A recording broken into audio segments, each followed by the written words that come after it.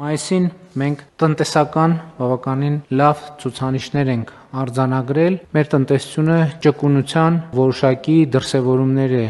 ցուցադրում արագ արձագանքելու իրադրություններին եւ դրանց փոփոխությանը։ Նախորդ տարվա մայիսի նկատմամբ արձանագրվել է 10.4% տնտեսական ակտիվության ցուցանիշ,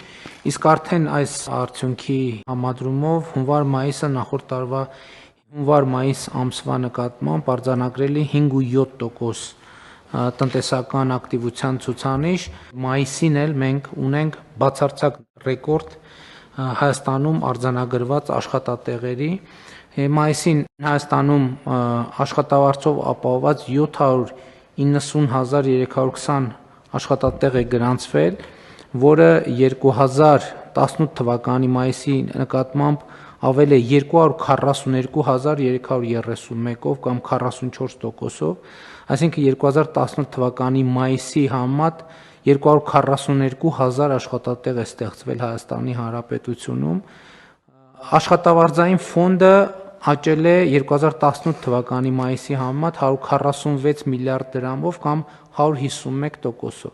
այսինքն աշխատավարձի ֆոնդը 2.5 անգամ աճել է։ Եկամտային հարկի հետ կապված շատ կարևոր ցուցանիշ կա։ Եկամտային հարկի ցուցանիշը 2018 թվականի մայիսի համեմատ կրկնապատկվել է, իսկ միջին աշխատավարձը արձանագրված աճել է 74%-ով։ Այս ցուցանիշները կարող են բերել նաև 2024 թվականի մայիսի համեմատությամբ աշխատատեղերը աճել են 38.000-ով նախորդ տարվա մայիսի նկատմամբ, աշխատավարձային ֆոնդը աճել է 10 միլիարդ դրամով, հարկային եկամուտները եկամտային հարկը աճել է 15 միլիարդ դրամով, իսկ միջին աշխատավարձը